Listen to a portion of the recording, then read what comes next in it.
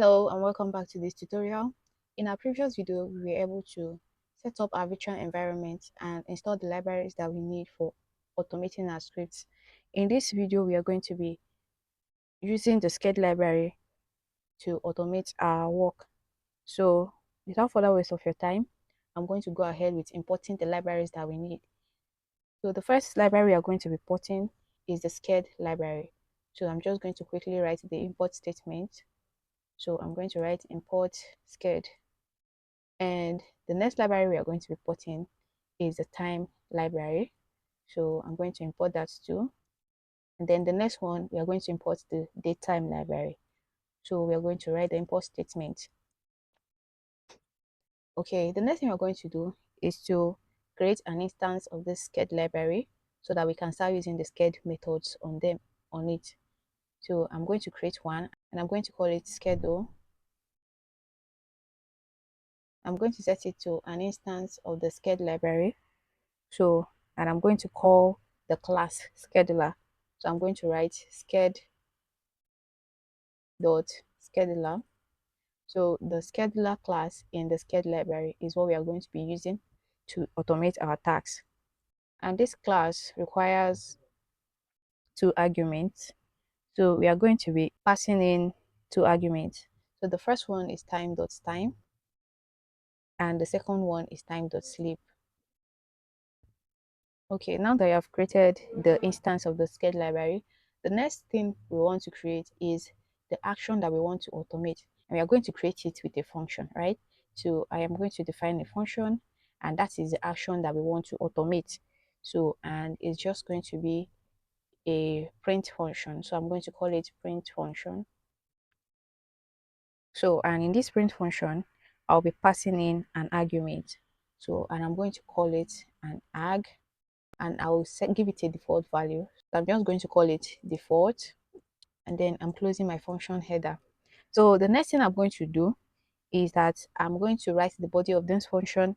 And what do I want this function to do for me basically? Just a print statement. Okay. So, and I want this function to print something for me on intervals or at a certain intervals. So I'm going to write the print statement and what I'm going to write is a string. So I am going to say printing. So I'm going to write automated print statement. Okay. And I might just pass in an argument, right? And the argument I'm going to pass in, I'm just going to call it arg. So, and I would want the time that this function was executed to be printed. So I'm going to enter time.time. Okay. So the next thing that I'm going to do is to define the function that is going to be executing this print for me. That is the automation function. So I'm going to define it and I'm going to call it automation. And what I'm going to do is that I'm going to use this schedule instance to automate this print function. Okay, so I want this print function to run at intervals. So, and I'm going to access the schedule. So I'm going to pass in the schedule variable and I'm going to call the sched method that will schedule that task for me. So I am the first one is going that I'm going to use is the enter, and this enter method creates an automation. All right. So this enter method accepts about 3 to 4 arguments. All right. So the first one is the delay. So when you run this code, how many seconds or minutes of delay do you want? So and this delay is in seconds. So if you want it to be a minute, then you know that 60 seconds makes 1 minute. And then you're going to multiply your seconds and get the exact minute that you want it to execute. So I'm going to just pass in probably like 15 seconds delay. And the next argument I'm going to pass in is the priority.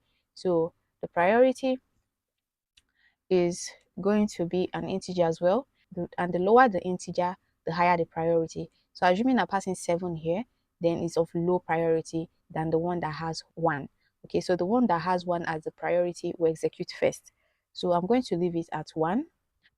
And the next time is the function that I want to be executed. So and this function is the print function. All right. So we have the print function. Okay. So now the next thing that I'm going to pass in is the argument that I want this print function to use and function.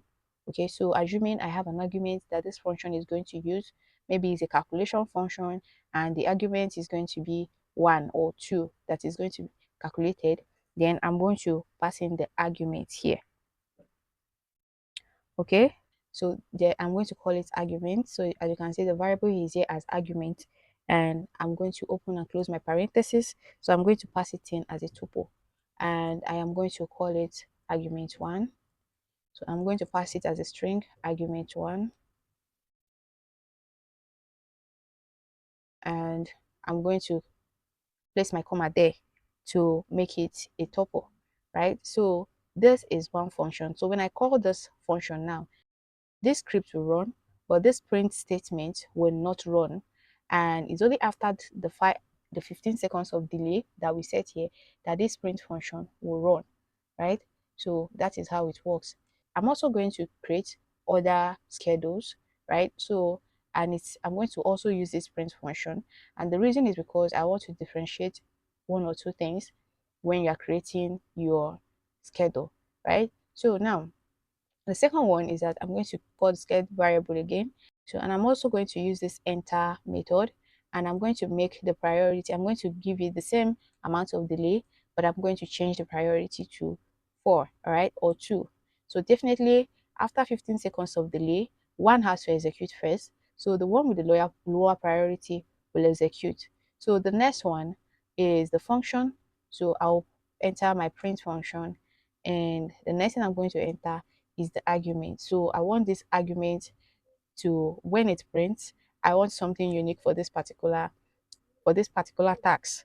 So again, I'm going to pass it in as a tuple, and the first one is going to be a string. So I'm going to call it argument 2, and I'm going to separate it to a comma to make it a tuple, right?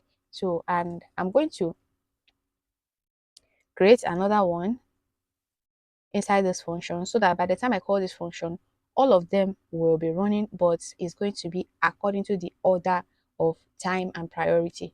So, and this time around, I'm going to use another method called enter abs. So this ABS is more like absolute time.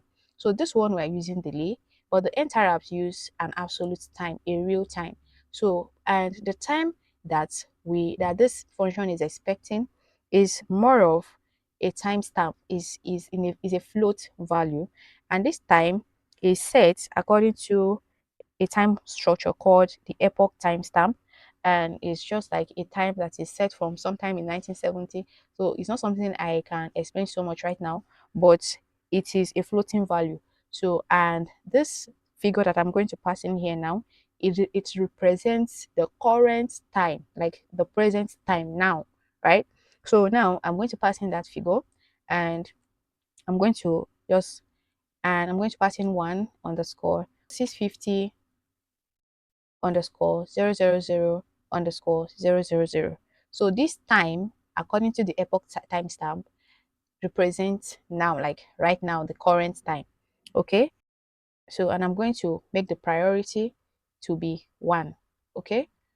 So this interrupt also takes priority as an argument, and also the function that you want to execute, and it also takes the argument. So if you want, you can pass in the argument.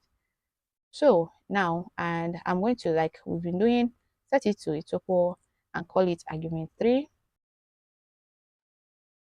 And that is it for this for this interrupt. So the next thing I'm going to do is that I'm also going to create another interrupt, but I'm going to teach you how to get this epoch timestamp for a particular time.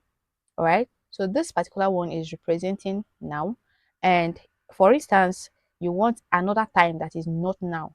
So how do you get the epoch timestamp for that? So I'm going to correct the spelling. So argument 3. So now I'm also going to use this interrupt, like I said, and I'm going to get an absolute time for a time in the future. So I'm going to call this schedule, and then call the interrupts again, and I'm going to pass in, well, For now, I'm going to skip that, and I'm going to create an instance of this date time, and this will enable us to create an absolute time that we want. Okay, so now I'm going to call it time, and I'll set it to this date time instance. So I am going to call the date time dot date time. Okay, so this will create a date and a time for you. So, and in here I'm going to pass in the particular date and the particular time that I want this particular task to be executed. Okay, so, and I'm going to set it to a very near, of course, today's date and a very near time.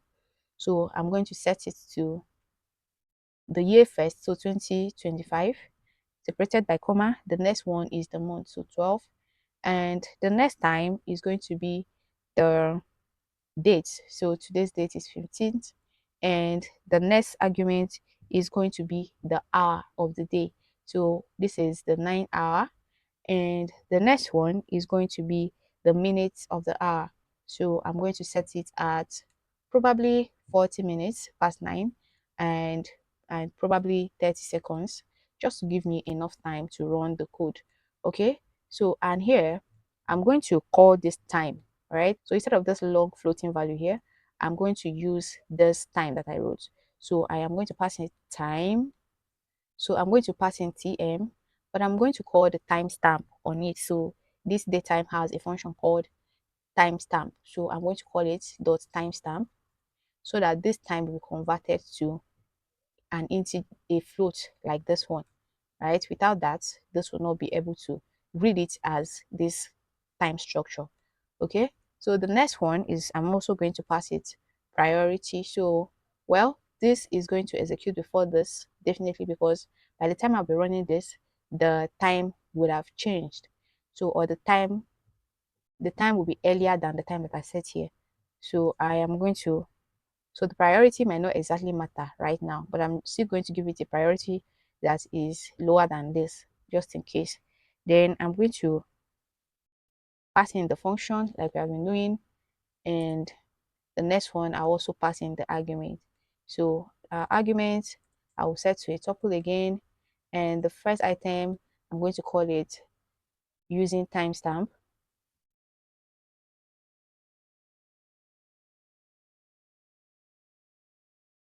and I'm going to separate it. So I'm going to separate this argument with comma so that Python will know that we are passing in a tuple. So now you can see that it's already 9:40. So I might change this to 9:41. Okay, and I'll change this seconds to 0. All right. So, and right now I am going to change, I'm going to call this function. So I am going to call this automation function. And as you can see, we have a virtual environment running, so we need to activate it. So we will now run our source vmv slash scripts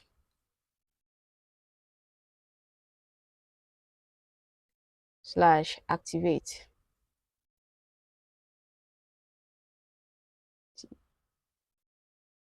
Wait. So, and again, our time is far past. So I am going to change this to 42, and I'm going to run this.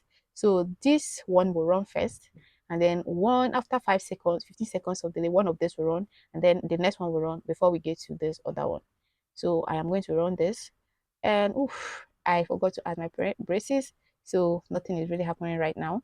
So I'm going to clear and run again. Okay.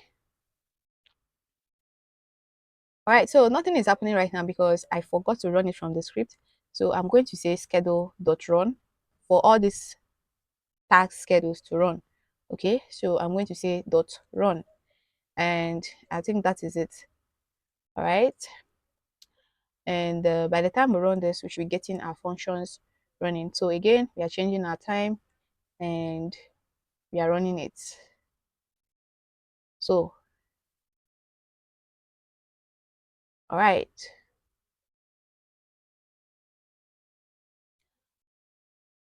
So, and those other ones are running, and we get another one at exactly 9:43.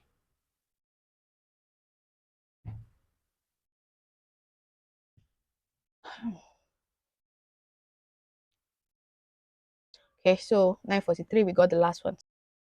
Okay, so we are having this built-in function time because we did not add our braces here. So when you're calling a function, always remember to add your braces. So I'm going to clear this and I'm going to run it again with our braces, and we should have an absolute time. So we see this long time stamp. So now, and that is how this is working. Okay, so our script has successfully been executed. So assuming you have another function that you want to write and you want to create a particular time that that script should run for you, you can just create this function, call it, use the particular format that is suitable for you. So, and for me, I would prefer to use this enter apps with this timestamp because it gives me a particular time. So this is if you want to calculate in delays, your delays in seconds, you might need a lot of calculation to do. So this particular last method works very well for me. So that is it for using the Sched library to automate your tasks. So thank you so much for watching this video and see you in the next one.